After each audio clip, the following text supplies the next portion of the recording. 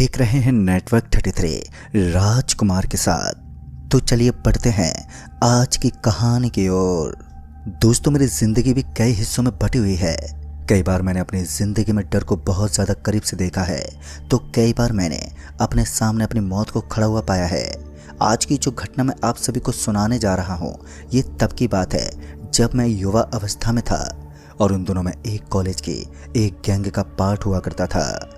हमारे कॉलेज के अंदर वोट का काम चलता था और वोट लगने के बाद यह डिसाइड होता था कि हमारी कॉलेज का नेता कौन बनेगा, और जो कॉलेज का नेता बनता था उसकी पूरे कॉलेज के अंदर चलबल होती थी। लेकिन एक दिन मैंने अपनी ज़िंदगी में अपने सामने कयामत का एक तूफान देखा था, जिसके बाद मेरी ज़िंदगी पूरे तरीके से बदल गई थी। मैंने कॉलेज की तरफ देखना तक छोड़ दिया था और हुआ कुछ ऐसा था कि इन दिनों वोट का माहौल चल रहा था और ऐसे माहौल के अंदर गर्मा गर्मी का होना कोई बड़ी बात नहीं थी। कभी भी लड़ाई हो सकती थी और इसी बीच मेरी गैंग का सामना दूसरी वाली गैंग से हो जाता और उस दिन हम सभी के बीच काफ़ी ज़्यादा लड़ाई हुई और एक दो के हाथ पैर भी टूट गए। और कॉलेज के अंदर इस तरह की घटनाएं होना एक आम बात होती है। खासकर हमारे कॉलेज को तो पूरे ज़िले के अंदर ही बदनामी का नाम था। ऊपर से हमारी कॉलेज वहाँ की यूनिवर्सिटी के एकदम करीबी बनी हुई थी, तो वहाँ लड़ाई वगैरह चलती ही रहती थी। उस दिन मैंने अपनी ज़िंदगी में जो देखा था वो मैं कभी भूल नहीं पाऊंगा। हालांकि उस दिन मैं उन लोगों के साथ नहीं था जहाँ पर लड़ाई हो रही थी। मैं किसी काम से बाहर गया हुआ था और इस वक्त मैं अकेला ही था। मेरे साथ कोई भी नहीं था, जिस वजह से मुझे रात में काफ़ी डर भी लगा था। लेकिन उस वक्त मुझे अपने पर्सनल काम से कहीं पर जाना पड़ा था, तो मैं किसी को भी अपने साथ नहीं ले जा सकता था, क्योंकि मेरे पास पैसों की एक मोटी रकम थी और वो सारे पैसे मैं अपने मामा जी को देने के लिए जा रहा था। तो मैं किसी को अपने साथ लेकर भी नहीं गया। लेकिन जब तक मैं मामा जी को पैसे देकर वापस लौट रहा था तो मुझे रात हो गई थी। मुझे तो अपने मामा जी के घर से निकलते निकलते ही रात के 10 बज चुके थे। ऊपर से ठंड का ये माहौल मुझे और भी ज़्यादा विचलित कर रहा था। और मैं आपको बता दूं कि वो नवंबर का महीना चल रहा था, जिस वजह से उस जगह ठंड का होना कोई बड़ी बात नहीं थी। लेकिन बाइक के ऊपर रात में इतनी कड़ी ठंड के अंदर ड्राइव करना एक इंसान के लिए मुश्किल तो हो ही जाता है। उसके बाद मैंने सोचा कि चलो अब यहाँ से निकलता हूँ, और रात के 10 बजे के आसपास मैं अपने मामा जी को सारे पैसे उनके हाथ में देकर वहाँ से निकल पड़ा। मुझे काफ़ी डर तो लग रहा था, लेकिन मैं किसी तरह ड्राइव करने लगा। कभी अंधेरा होने के कारण सड़क पर जैसे बाइक की रोशनी पड़ रही थी, तो वैसे ही मेरे दिल में भी एक अजीब सी घबराहट हो रही थी। लेकिन मैं नॉर्मल होते हुए ड्राइव करने लगा। उस समय तो मुझे किसी भी चीज़ का ज़्यादा डर नहीं लग रहा था, लेकिन एक अजीब सी घबराहट पैदा हो रही थी। मैं बाइक को तेज़ रफ्तार से भगाने लगा और सड़क तो थोड़ी दूर क्रॉस कर जाने के बाद मेरी नज़र बाइक के साथ साथ भागते हुए एक महिला पर पड़ी। दोस्तों, सच कहूँ तो उस वक्त मेरा शरीर किसी बर्फ़ की सिल्ली की तरह जमने लगा, क्योंकि मेरी आंखें एक पल के लिए फटी की फटी रह गई। मुझे विश्वास ही नहीं हो रहा था कि एक महिला एक बाइक के एकदम बराबर भाग सकती है। मेरी आंखें उस महिला के ऊपर टिकी हुई थी, लेकिन जब मैंने उस महिला के असली चेहरे को देखा तो मेरे शरीर में अजीब सा डर पैदा हो गया। दरअसल मैंने देखा कि उस महिला का पूरा शरीर झुलसा हुआ था। उस समय मैं इतना ज़्यादा डर गया था कि मेरे चेहरे की हवा टाइट होने लगी, और तभी बाइक से कंट्रोल खो देने के कारण मेरी बाइक इधर से उधर डगमगाने लगी, और उसके बाद मेरी बाइक का कंट्रोल मेरे हाथों से खो गया। और फिर अचानक ही मेरी बाइक नीचे गिर पड़ी, और वो बाइक इतनी ज़ोर से नीचे गिरी थी कि मैं अपने आप को संभाल ही नहीं पाया, और वो सामने वाले डिवाइडर से जाकर टकरा गई। मेरे शरीर में भी बहुत ज़ोरदार झटका लगा था, जिस कारण से मेरे पूरे शरीर में काफ़ी ज़ोर का दर्द होने लगा। उस वक्त मेरी नाक से खून निकलने लगा और साथ ही मेरा पूरा शरीर भी हिल गया था। मैं किसी भी तरह से अपने आप को काबू में नहीं कर पा रहा था। बदन में एक अजीब सी बेचैनी बनी हुई थी। वैसे भी मुझे अंधेरी जैसी जगहों से बहुत ज़्यादा डर लगता है, और आज तो हद ही पार हो गई थी। मुझे उस महिला का चेहरा बार बार याद आ रहा था, जो बहुत ज़्यादा खौफनाक था। उसके बाद मैं किसी तरह उठकर बैठ गया, और जब मैंने अपने आजू बाजू में देखा तो मुझे वो महिला कहीं पर भी नजर नहीं आ रही थी। एक पल के लिए मुझे चैन की सांस मिली, लेकिन यही बात मेरे दिमाग में घूम रही थी कि आखिर वो महिला मेरे पीछे क्यों पड़ी है। फिर उसके बाद मैं अपनी जगह से उठकर खड़ा हो गया और अपनी बाइक को उठाने की कोशिश करने लगा। जब मैं वापस अपनी जगह से उठा तो मुझे अपने जिस्म के अंदर एक अजीब सी बेचैनी का एहसास हो रहा था। अभी मैं फिर से अपनी बाइक के पास पहुंचा और अपनी बाइक को उठाने की कोशिश करने लगा, लेकिन अब मुझे ऐसा लग रहा था कि मेरी बाइक का वजन और भी ज़्यादा हो गया है। कुछ देर तक तो मैं अपनी बाइक को उठाने की कोशिश करता रहा, लेकिन फिर उसके बाद मुझे ऐसा लग रहा था कि कोई मेरे आजू बाजू में घूम रहा है, जिसके चप्पलों की आवाज़ मेरे कान में आ रही थी। मैंने बहुत ही बार अपने इधर उधर देखा, लेकिन मुझे वहाँ पर कोई भी नज़र नहीं आ रहा था। फिर मेरी नज़र वहीं पर घूम रही एक महिला पर पड़ी और तब तो मैं समझ गया था कि ये वही महिला है जो मुझे अपने भयानक रूप से डरा चुकी है और अब ये मेरे ऊपर कभी भी हमला कर सकती है। उसी वक्त मैंने अपनी बाइक को वहीं पर छोड़ दिया और उसके बाद पैदल पैदल उस सड़क के ऊपर सरपट भागने लगा। मैंने एक बार भी पीछे मुड़कर नहीं देखा और अब जो मेरे साथ होने वाला था मुझे उससे कोई लेना देना नहीं था। मैं बस धूम दबाकर सड़क पर ही दौड़ता रहा। कुछ देर तक तो इसी तरह भागने के बाद मुझे सामने की दिशा में एक गाड़ी नजर आने लगी। दरअसल उस गाड़ी का दरवाजा खुला हुआ था और उसके अंदर कोई आदमी बैठा हुआ था, जिसे देखने पर पता चला कि वो 2 आदमी थे और वो दोनों सिगरेट पी रहे थे। मुझे लगा कि अब तो मैं अपनी जान बचा ही लूँगा और फिर मैं जल्दी से भागता हुआ उनके पास पहुँचा और जैसे मैं उनके पास पहुँचा तो मैंने देखा कि गाड़ी तो काफ़ी नई लग रही थी और दिखने में वो आदमी भी किसी रईस आदमी की तरह लग रहे थे। जैसे मैं उनके पास पहुँचा तो उन्होंने मुझे हल्की सी आवाज़ में कहा, अरे क्या हुआ भाई, ऐसे क्यों भाग रहे हो, जैसे तुम्हारे पीछे कोई कुत्ता पड़ा है। मैंने जैसे इतना सुना तो उस दूसरे आदमी ने जवाब देते हुए कहा, लगता है उसके पीछे कोई भूत वूत पड़ा हुआ है, इसीलिए इतनी जोर से भाग रहा है। तभी मैंने उस आदमी के सामने अपने हाथ जोड़ते हुए कहा, भाई साहब मेरे पीछे एक भयानक आत्मा पड़ी हुई है, प्लीज़ मेरी मदद करिए। मेरी इतनी सी बात सुनने के बाद वो दोनों मेरे ऊपर गुस्से से भड़कते हुए बोले, अबे भाई क्या बात कर रहा है, ये आत्मा बहुत कुछ नहीं होता, ये सब कहने की बात होती है, चलो तुम मेरे साथ गाड़ी में बैठ जाओ, हम तुम्हें उसी जगह पर वापस से लेकर चलते हैं। उन्होंने इतना कहा ही था कि मैं उन्हें समझाने लगा, लेकिन उस दूसरे आदमी ने मेरी एक भी बात नहीं सुनी और मुझे पकड़कर गाड़ी के अंदर खींच लिया और फिर उस ड्राइवर ने गाड़ी को तुरंत ही मोड़ लिया। वो दोनों आदमी मुझे काफ़ी ज़्यादा अजीब लग रहे थे, खासकर उनका बर्ताव काफ़ी बिगड़े लोगों की तरह था। ऐसा लग रहा था कि ये दोनों शराब सिगरेट वगैरह जैसी चीज़ों को कुछ ज़्यादा ही नशे के तौर पर लेते हैं। फिर उसके बाद नशे में धुत होकर वो आदमी ड्राइव करने लगा। जब मैंने उनका नाम पूछा तो उन्होंने बताया कि उन दोनों का नाम अजय और विजय है और वो रॉयल फैमिली से हैं। विजय जो गाड़ी ड्राइव कर रहा था और अजय उसके बगल वाली सीट पर बैठा था।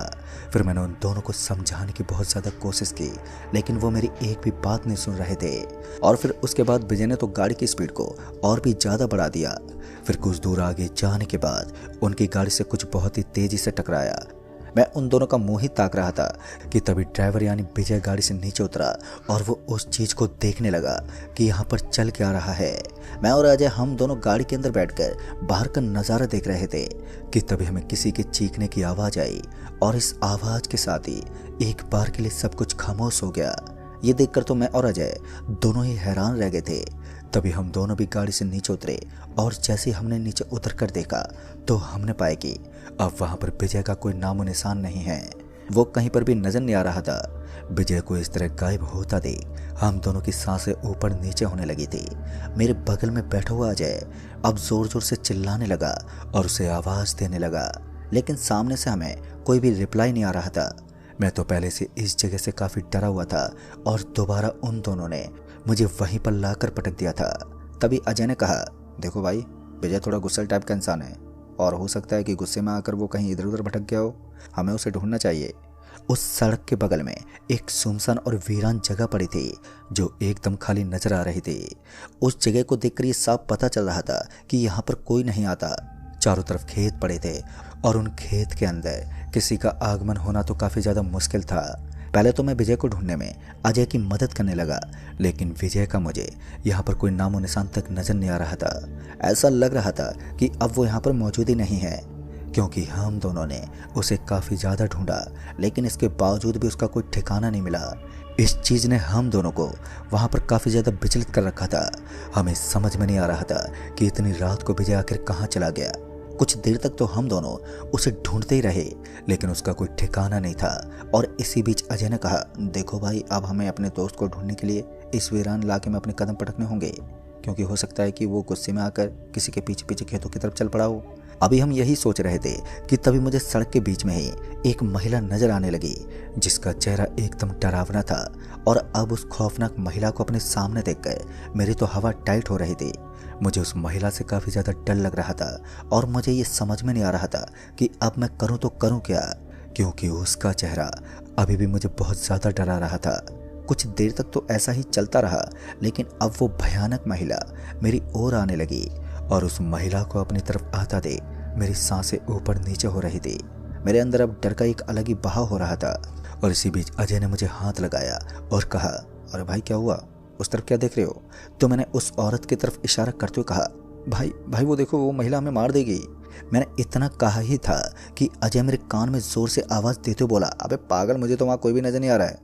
इतना सुनते ही जब मैंने वापस पलटकर उस तरफ देखा तो सच में मेरे रोंगटे खड़े हो गए थे, क्योंकि अब वहाँ पर कोई भी महिला नहीं थी। मुझे समझ में नहीं आ रहा था कि मुझे खुशी मिलनी चाहिए या फिर हैरानी होनी चाहिए। अब तक तो मैं काफ़ी ज़्यादा डरा हुआ था, लेकिन अब मुझे इस बात को समझने में दिक्कत हो रही थी कि यहाँ पर हो क्या रहा है। फिर उसके बाद अजय ने कहा, चलो हमें विजय को ढूंढना है। फिर हम दोनों उन सुनसान पड़े खेतों की तरफ चलने लगे जिस तरफ विजय जा सकता था।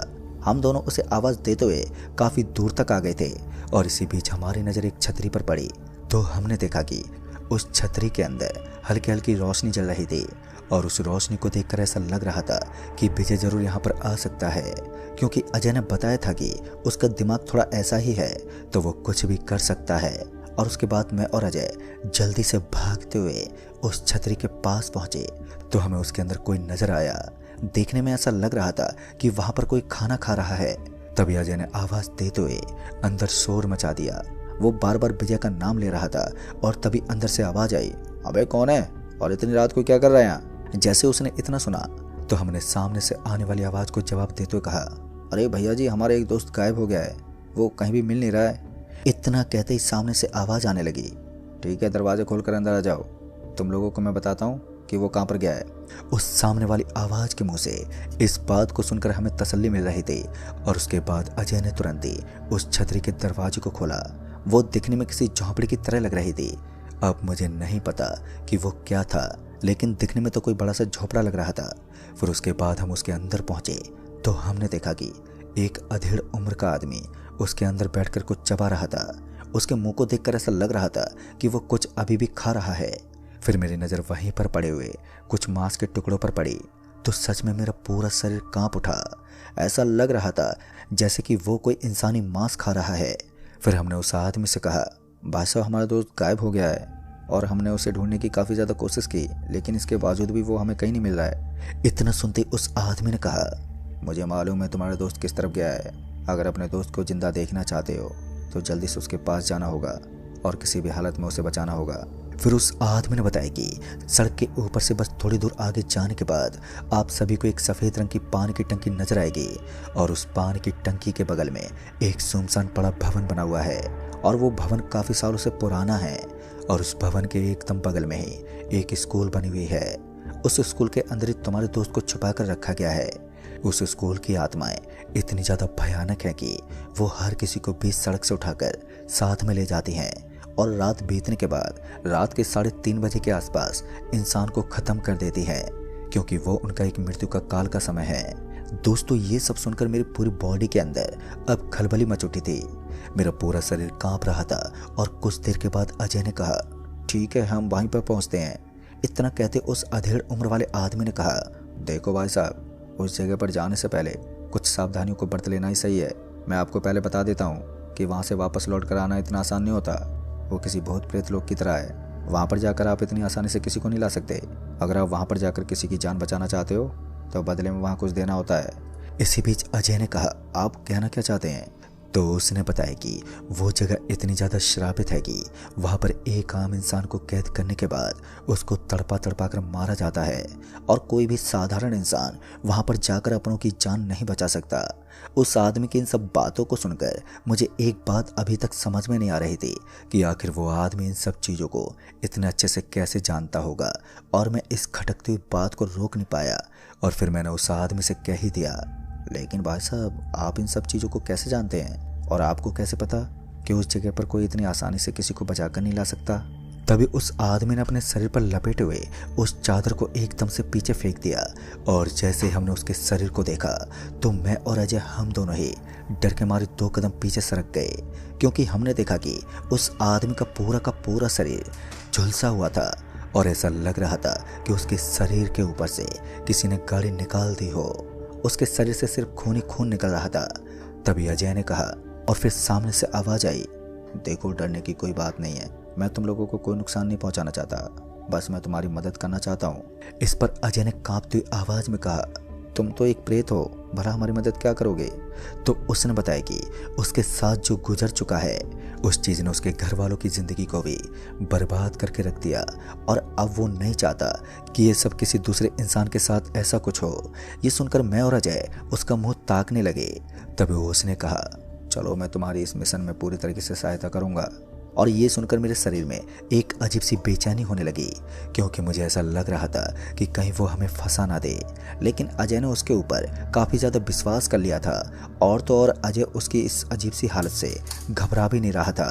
तभी मेरी नज़र मेरी बाइक पर पड़ी जो वहीं सड़क के बगल में पड़ी थी। तो मैं जल्दी से भागता हुआ अपने बाइक के पास पहुंचा और अपनी बाइक को उठाकर खड़ा कर दिया। मैंने अपनी बाइक को साइड में लगा दिया था और अब तो मुझे अपनी बाइक के ऊपर भी कोई भारी वजन महसूस नहीं हो रहा था। मुझे इतना तो मालूम पड़ चुका था कि वो भयानक भेष में दिखने वाली स्त्री कोई बहुत ही खतरनाक डायन है, जिसकी ताकत का सामना करना हमारे लिए इतना जल्दी सक्षम नहीं होगा। फिर हम तीनों उस छतरी से निकल पड़े। जब हमने उस आदमी से उस प्रेत के पास्ट को जानने की कोशिश की तो उसने बताने से मना कर दिया और उसने हमें अपने दोस्त विजय को बचाने के लिए फोकस करने को कहा। उस आदमी की बातों से लग रहा था कि पहले वो कोई अधिकारी हुआ करता था। उसकी बातों से महज ऐसा लग रहा था कि उसने किसी पुलिस जैसे काम में अपना हाथ बढ़ाया हो। उसकी एक एक बात सच में काफ़ी ज़्यादा दिमाग को हिला देने वाली थी। फिर उसने बताया कि हमें उस स्कूल के नीचे वाली सुरंग से जाना है। उस स्कूल को खाली हुए आज कई साल हो गए हैं, लेकिन उस स्कूल के लिए 21 साल पहले एक सुरंग बनाई गई थी और उसी सुरंग के नीचे से हम तुम्हारे दोस्त की जान बचा सकते हैं। उस आदमी की बातों से ऐसा लग रहा था कि पहले उसने ऐसा काम किया है। फिर उसके बाद हम सभी उस स्कूल की तरफ चल पड़े। फिर कुछ दूर आगे जाने के बाद ही हमें स्कूल नजर आने लगा और उस आदमी ने हमें जो रास्ता बताया था हम उससे उस स्कूल के अंदर जाने लगे। लेकिन उस आदमी ने मना कर दिया कि अब वो आगे नहीं जा सकता, क्योंकि उस स्कूल की सीमा रेखा के ऊपर तंत्र मंत्र की विद्याओं का उपयोग किया गया है, जिस कारण उस स्कूल के अंदर कोई भी बाहरी शक्ति अंदर नहीं जा सकती और कोई भी अंदरूनी शक्ति बाहर नहीं आ सकती। ये काफ़ी अजीब बात थी। लेकिन उसके बाद जैसे ही मैं और अजय उस स्कूल के अंदर जाने लगे तो हमें उस स्कूल के अंदर जाने से पहले ही एक अजीब सा डर सताने लगा था कि मानो हम कुछ गलत करने जा रहे हैं। वहां से महज कुछ दूर जाने के बाद हमें अपने दोस्त विजय की एक एक आवाज़ सुनाई दी। ऐसा लग रहा था कि वो हम दोनों की तलाश कर रहा है। फिर कुछ देर के बाद हम दोनों भटकते हुए उस स्कूल के एकदम अंदर तक पहुंच गए। उस आदमी ने हमें भगवान हनुमान का नाम जपने को कहा था। फिर बीच रास्ते में पता नहीं ऐसा क्या हुआ कि अजय के पैर में अजीब सा दर्द होने लगा और जैसे वो अपने पैर को देखने के लिए नीचे बैठा तो अचानक ही उसके पूरे के पूरे शरीर में दर्द सा हो रहा था और अब तो उसके रोम रोम के अंदर ब्लड निकलने लगा। ये देखकर तो मैं और भी ज़्यादा डर गया था और मुझे विश्वास था कि उस आदमी ने तो बताया था कि वो हकीकत थी। दरअसल उस आदमी ने बताया था कि हमें सिर्फ चलते जाना है, चाहे हमारे शरीर में कहीं भी खरोंच आ जाए और हमें गलती से भी नीचे नहीं झुकना है। अब तो अजय की हालत भी खराब होने लगी थी। फिर मैंने अजय को वहीं पर खड़ा कर दिया और उसे वहां से ना हिलने को कहा। फिर मैं किसी तरह अपनी जान को जोखिम में डालकर उस स्कूल के एकदम अंदर पहुंचा। तो उस स्कूल के जस्ट अंदर पहुंचते ही मेरी नज़र सामने वाले कमरे में पड़ी तो वहां विजय बुरी हालत में पड़ा हुआ था। अब मेरे हाथ में पानी की बोतल थी जिसे मैं काफ़ी देर से लेकर घूम रहा था। मैंने वही पानी की बोतल सीधे जाकर विजय के मुंह पर उड़ेल दी और जैसे ही मैंने उसके ऊपर वो पानी डाला तो उसे होश आ गया। उसे इस तरह होश में आता देख मेरे अंदर भी एक खुशी हो रही थी। लेकिन मैंने भी भगवान हनुमान जी का नाम जपना बिल्कुल भी नहीं छोड़ा और लगातार भगवान का नाम जपता रहा। मैंने विजय को भी ऐसा ही करने को कहा। वो भी तुरंत ही अपनी जगह से डगमगाते उठ गया और उसको इस तरह से उठता देख मैं भी उसे सहारा देने लगा। लेकिन मेरे मुंह से अभी भी भगवान का नाम निकल रहा था। तभी मेरे आजू बाजू में अचानक ही प्रेतों की भीड़ लग गई। लेकिन मैंने हिम्मत नहीं हारी और भगवान का नाम जपता रहा, क्योंकि हिम्मत हारने का मतलब था कि अपनी मौत को दावत देना।